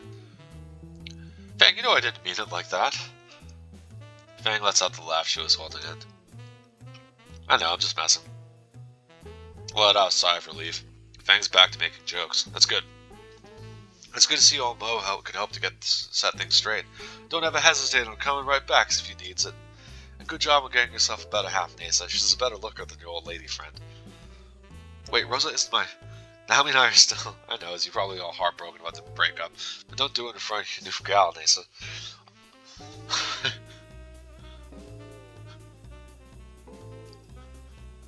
Not gonna try that. Mo rushes off before Nacer can finish his sentence, leaving the four of us alone once again. I promptly take my place in the booth next to Fang, feeling her clawed fingers lock with my own. Rosa, on the other hand, took a conspicuous distance from Nacer. I'm not quite sure who looks more embarrassed. The rest of the time at Mo's goes by pretty well. Whatever family trick up his tiny sleeve seemed to have worked. Fang is more calm than I've seen her in months. Nacer is talking and laughing without having to walk through a verbal minefield. For everyone's mood alone, I feel like a burden is lifted from my shoulders. Dinner is lively, and Rosa offers to take Fang and I home. Fang agrees to return to her place with Nacer. She drops me off back at my place, and I return Fang's backpack to her. After locking the door, I collapse in my bed, completely spent. I forgot to get a new pillow. Fang texts me while I'm walking to school the next day. I slept like a rock last night, lol. You feeling better too? Yeah. Were your parents upset? I'm friggin' grounded from everything basically forever. Uh-oh. My mom will forget in like a week, LMAO. See you in science as always, right? Yeah, of course. What do you plan to do about your missing assignments? Nacer stayed up to help me with them. I think he did most of it though, lol. Warms my heart to see she's back to normal. Wait, she still hasn't spoken with Trish. I shouldn't be worried, but when she called, Fang... Yo, Anon, wait up. I instinctively started picking up the pace. Wait, man, I need to talk to you about Trish. Well, I don't have a beef with Reed. It can't hurt to talk. What? Trish has been like super beat up over everything that happened. So I've heard. So you wouldn't mind if, no, Reed. Huh? I'm not going to lure Fang into meeting Trish so you can try to fix their abusive relationship. Reed winces. Read me like a book, huh? Come on, man. Trish will be better this time. I know it. Just give it a chance. What's the worst that could happen? I hear the desperation in his voice. Hesitating, I sigh and roll my eyes. Fine. But I'm going to be there, and we're leaving the split second I can tell it's not going well. Oh man, you're a lifesaver. Just bring her over to the auditorium for lunch. I'll make sure Trish doesn't flake. Reed excitedly jogs away to his homer. That's the most relieved I've ever seen him. I guess Trish really is sorry. I give Fang the memo as I duck into class moments before the bell. I don't know. You'll be there, right? Of course I will. I'll try not to get too worked up in anticipation then. I sigh and glance at the clock. I feel like my mood's been put in a guillotine now, and Trish and Reed's are the ones in the black hood. The anxiety's returned, making time crawl by so slowly now. Even in science, when Fang and I could at least sit next to each other and talk to alleviate it, but math... Okay, I think they're, like, spelling Carl Deluski's, like, last name differently in, like, every scene that is involved with him. It's great. Reed's now sitting behind me, and every time I glance back, he smiles and nods. Trish is nowhere to be seen. The ticks of the clock second hand are a countdown to doomsday, and I'm at the epicenter of it. The lunch bell blares loudly, and I shuffle out from behind my desk. A powerful arm wraps around my shoulder, dragging me to the floor. Come on, man, the sooner we get our food, the sooner we can put this all behind us. There's an edge of something to Reed's voice, making his words sound unnatural. My phone vibrates in my pocket. When I reach for it, Reed bumps me. What you want for lunch? What are they serving? Another buzz in my pocket. Well, I think it's mystery meatloaf and pizza today. And another. One sec. Yo, the line's moving. I'm bumped forward in line by Reed. My phone is vibrating non-stop now. Reed, what are you... Just try to get some grub before we shoot Trish and Fang. I don't want to do this on an empty stomach, right? I get my phone out at last to see... Yo, it's the pizza, right? Let's get the pizza. Reed, what's with you right now? I glance at my phone screen and see 10 messages, all from Fang. Reed pushes me forward and my phone hits the floor. God damn it, Reed! I got it, Anon. He scoops up my phone and pockets it. Food first, man, come on. Reed, seriously, what the fuck is up with you? What? Nothing, man. Just two getting some food, right? Give me back my phone, Reed.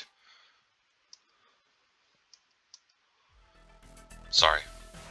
I drop my tray and make a break down the hall towards the auditorium. Reed is chasing close behind, only a few feet behind me. Anon, wait! I think I'm managing to outpace him. I just need to turn the corner and it's on the other end of the hall.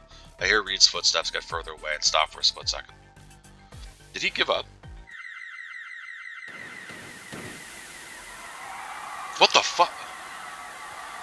Water sprays from the ceiling and the halls are quickly crowded with screaming students running for their lives. The teachers trying fruitlessly to keep them calm. Reed, you dirty bastard! I'm shoved aside from all angles by the student body. Just a dozen more feet to the floor.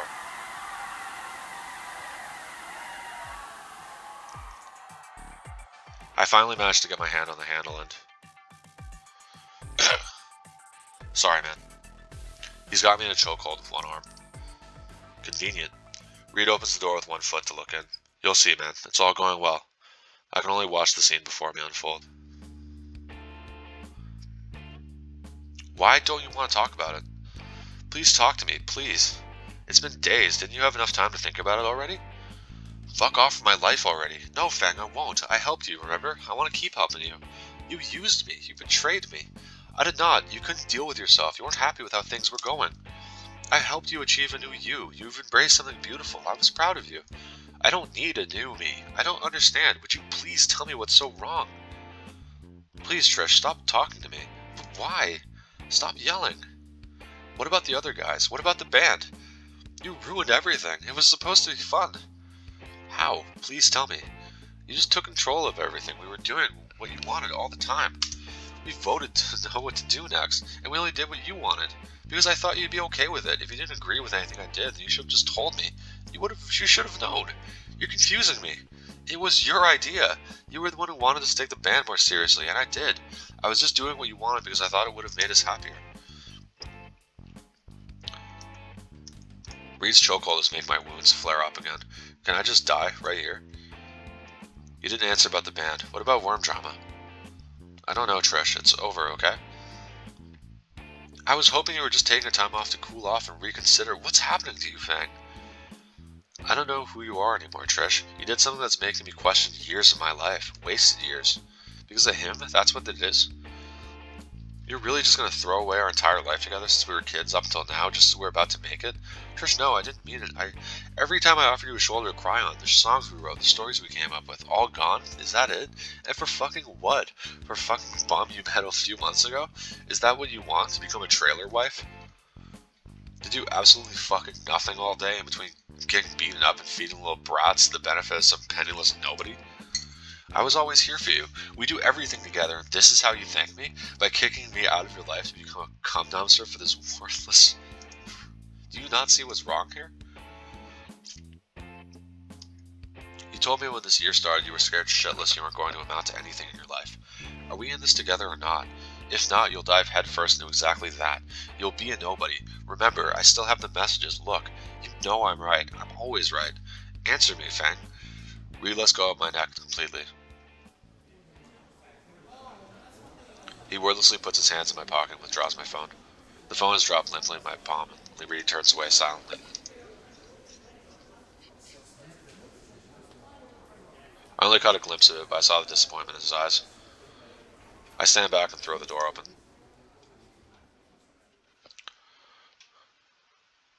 Silence washes over the room. Eventually, Fang takes a deep breath and lets it out before facing Trish again. Fuck off. Just fuck off from my life, Trish.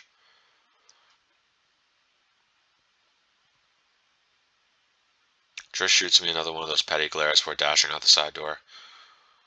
Fang folds his feet down and sits with her knees to her chest, covering herself with her wings. I sit next to her and she starts silently weeping into her knees. I reach through the wings and find a hand to hold. The lunch bell comes and goes, as does the tardy bell from music class. We ended up ditching the last few classes and we just go back to my apartment again.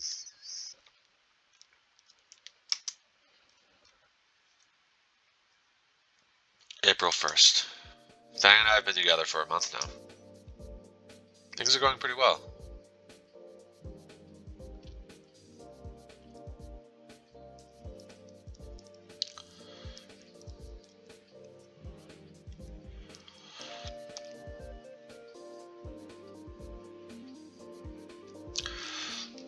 Things are going pretty well. We discount Trish's weekly attempt to talk with Fang. Rosa and Stella have helped with that. In fact, they've done a lot for our relationship. Between distracting Trish and giving us this place to just be together on the weekends away from everyone. Only downside to it is all the fucking gardening we have to do during our alone time. Still, things are good. And right now I'm going to win our prank war. She may have gotten me with that stupid kiss prank. How the hell she found a mousetrap that small, I'll never know. But I got a special treat for her today. For once I can use my weaviness for the greater good. Hey, Sweet Tooth. Fang groans at the pet name. Honestly, that hurt me to say too. I considered using her mom's pet name, but after the last time I didn't want to tempt her. Phase 1 complete. She's too distracted to check the box in my hand. Want to play the pocket game? How do you play that? Well, I hold one of these. I take one of these green sugary sticks from the box and hold the plain end to my teeth. Between my teeth, then you have to take it with your lips. Try to bite as much as you can without touching shit in my face. Fang narrows her eyes in suspicion. She cautiously moves her head towards mine. It's just chocolate. She moves in and crouches down the pocket stick centimeters from my face. Jackpot. Her face contorts almost immediately and she spits it out on the floor. What the fuck is that? Where did you even get those? I barely contain my laugh as Fang downs the rest of her coffee to get the taste out of her mouth. Let's just say Stella gets all sorts of weird snacks from Japan. Like wasabi pockets. Fang looks ready to strangle me, but I still have one card left to play. Hey, I have amnesty for today. April Fools. Payback for the mousetrap from the other day. She growls at that and jabs me in the shoulder. I guess I deserve that much. Before I can make my retort, an announcement comes in over the speakers. Alright everyone, listen up. Next month will be what is possibly the highlight of your time here at Volcano High. Prom. That's right, I said it. Tomorrow we will be selling fucking tickets to prom, so get those formal fucking outfits ready. The PA system's ending chime ushers in a moment of complete silence. Then all at once the chatter starts. Oh man, I gotta ask him to go with. I even have a dress good enough for. Tickets are pretty expensive. I'll pass this. Everyone seems excited about the sudden news. Prom, huh? I guess I wouldn't mind going if it's with Fang. What would she wear? Actually, scratch that. What would I wear? I can't afford a decent outfit. Maybe I'll mail it home and ask Dad for his old suit. Couples tickets are like $100 too. I'm sure I can make it work if I needed to. Hey, Fang. Settle down, students. There will be plenty of time to scheme your night of debauchery later. We still have the lesson to get through. Finish this and then chatter all you need. The class collectively throws their heads back to ground. Oh, fiddlesticks, it's only 2 pages of particle physics. You have a spare railgun in your backpack? Professor Fernsworth passes out the assignment. Particle physics isn't too hard, more tedious than anything. I should finish pretty quickly unless something comes up. Anon, remind me, what's a quark again? Alright, lab partners. About 15 minutes into the assignment, the two of us are just about done. We're making a surprisingly good time. And you said the electrons hold the negative charge, right? Yeah. Can't imagine when I'd be using this crap in real life. You never know, you might shrink one day. Yeah, and you might stop pretending your live streaming on you, Snoot. As far as you know, I might be giving you incorrect answers, you know? Sure. The teacher is making his rounds, checking all the students, and gets to our desks. Hello, Anon. Fang. Are you two getting along well? Yes, Dr. Fernsworth. Great to hear. You know, I'm real proud of you two. I remember at the start of the year you were at each other's throats, and now look at you. The two of us cringe. Yeah, thanks. At any rate, you two understand the material, right? Oh yeah, Fang and I are fine. I was just helping them with a few problems. Phew, remembered this time. Good. I won't keep you any longer then. Fernsworth meanders to pester the next few students. Anyways, where were we? Turning back to Fang, her hands are trying to cover her face, except the frown that's impossible to hide with a long beak. Fang, are you okay? An embarrassed smile forms as she begins to shake her head. Yeah, I'm good, just was reminded of something embarrassing. What? Trish. I can't help it, I see her every day. We tried signing up to as many classes together as we could, and now I regret it. And every time I do, I'm reminded of this whole thing. I'm not good at the pronoun game, Fang. What whole thing? The pronoun thing. Now things are different. And I wish I hung out with Nacer more than her. There's some disdain in the way she said it. Now that they mention it, Trish has been very weird lately. Should I mention to Fang the fact that every day in math period I try to check if there's a bomb in my seat? You're the one I see the least. It's such a shame. Fang started to stroke my hand on the table. Now though, I've been thinking, and I wouldn't mind if you called me Lucy. I'd like it, in fact. Are you sure? There's a fragility to her voice, a stiffness in her nod. But if Lucy would like it, then Alright then, Lucy. She blushes again and looks away. I test her name a couple of times. It's a nice name, really sweet, but Fang fits her more in my mind. Only you, though. I like that the text box changes. I don't know if I'm comfortable with anyone else saying it yet. I see. Thank you for sharing that with me. Now both of us are blushing. Well, if we're already in the moment, I may as well ask. Anyways, Lucy, don't stress yourself over it. Right. Anyways, prom, right? Fang's amber eyes zero in on mine. Her pleading gaze bores through that to my soul, and I feel the unstoppable urge to comfort her in any way possible. You want to go with me? I watch as Lucy's face slowly grows redder and redder. Her lips turn from a thin line to an impressively massive grin. She tries to cover up her face with her hands. When that fails to hide her growing excitement, her wings engulf her upper body. A squeal of elation penetrates the feathered cage, accompanied by staccato beats of boots stomping rapidly on the ground. Once the sounds of jubilation dies down, Lucy lowers her wings. She takes a calming breath and shrugs nonchalantly. Sure, could be cool. The whole class is snickering, and I have to fight back my own. Sadly, it was a foe far greater than I. Up the shut fuck. You're my date. I'm allowed to be happy. While her voice was petulant, there was an underlying tone of cheer to it. I reassured Lucy with a smile, and she responded by lowering her wings until they folded neatly behind her. Yeah, though I should warn you that I can't dance for shit. Your feet have been warned. That's fine. I'll just step on your feet first. Crap, I need a suit. You're mumbling again, and I could ask Nacer for his old one. I was thinking something like that, but I'll probably just ask my dad for his old tux. His is tailored for humans, after all. It'd be pretty silly to be walking around all night with the wing holds exposed to my undershirt. That would be pretty silly, yeah. And then there's the tail. Oh god, no. But yeah, my dad's suit would work nice, even if it's a bit old. He used to tell me about the parties he went to when he was about my age. Sounds like it was a lot of fun.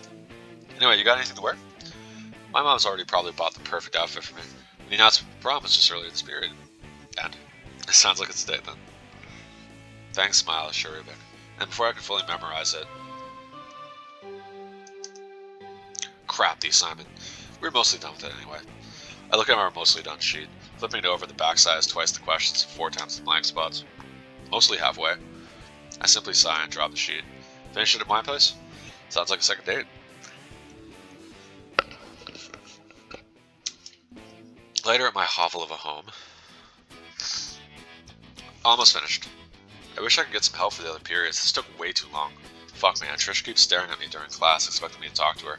I gotta avoid Reed and Stella now because they're always around her too. It's agonizing. I kept having these dreams where she mans up and I'm forced to talk to her again. They feel more like nightmares now. Rosa's too busy to help with the exercises I mean, but I hope the camping trip will be fun. Well, it's done. All of it. Thanks, None. You're a pretty cool guy. No problem. I just like helping you, I guess. And without asking for anything in return. You're so good to me. Thanks, Lucy. Is there nothing you really want from me? You mean repay? I don't know. Things are too good now, though. More naps, or perhaps hugs, hand-holding. I'm sweating profusely, or maybe a kiss. Kiss with that huge sneaked? Why, are you afraid? Have you never kissed a dinosaur before? No. Not even a human girl? So I'm your first. That's exciting. This is so weird. I don't know how I'm feeling right now. Don't you feel weird too? I've kissed shorter snouts. Yours can't be that different. Looking on, if it doesn't work out, it won't change anything, right? Promise? Of course I promise. Get over here, you fucking pussy. Okay. I won't bite, though I've never had human before. Okay, here it goes. Well, that's just the lips. The tongue, come on. What are you doing? Your mouth hinges way back. I have to hang my jaw. Don't do that. It's stupid. Wait, you open wide now. That's even sillier. Glug, hack, irk. Oh god, how long is your tongue? I think I almost threw up. Oh god, I think I reached your tonsils. Shit, sorry. No, it's fine. Let me think. Let's try the other one again. Okay. Don't open as wide. Wait. Tilt to the side like this. I don't know. I'll probably never get the hang of this. Really? I think it was nice. Wait, seriously? Yeah, you're not a bad kisser. Bullshit. Seriously, here. Don't be shy now. Lucy. See? You're getting better. Oof. I can feel your heart beating. It's so loud. Yeah, same. It's been a few weeks since I asked Lucy out to prom. I gotta say, things are looking up for me right now. Lucy has really taken to helping Rosa with the school gardens. Rosa doesn't force me to help anymore, but I still frequently lend a hand.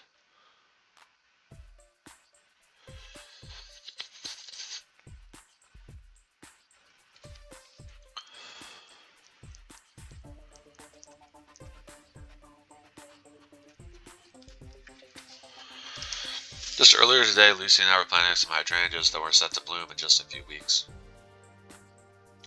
And now I'm setting up a pair of tents, alone, despite being in a group of 4. 2 days earlier. Stella's chattering with me about the esoteric while the school delinquents get the Orwellian treatment from Rosa, who snaps between helping Fang plant some kind of exotic flower I didn't know and barking orders. I understand maybe a third of what Stella's saying, and mostly I just nod along. Night's really important because the moon will be perfect alignment for my divinations. Red lunar eclipse. Is that the one where you can't see the sun, or the one where you can't see the moon? It's also called a blood moon for its color. It's a very important night for me, Anon. I feel as though my divinations will be at their best under its crimson glow. But camping? Oh, yes! My backyard is very big. Long bus ride to school, but I see the stars at night so well, so Stella has slumber parties often. Anon, we should go too. Wait, what? Why? We can go stargazing, Anon. Just imagine it. But camping? Can't we just...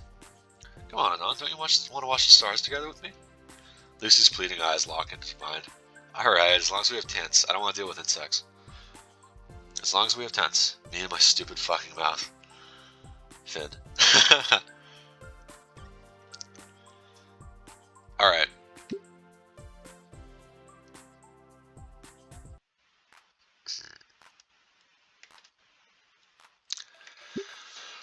This feels like a pretty good place to take a break for now. I think I've been at this for the better part of about 2 hours, so... But I'm going to jump in one more time. I'm just going to take like a brief interstitial to have a drink, maybe like get some lunch going, all that crap. So next little while, there'll be day 4, part 2. We'll see you guys then.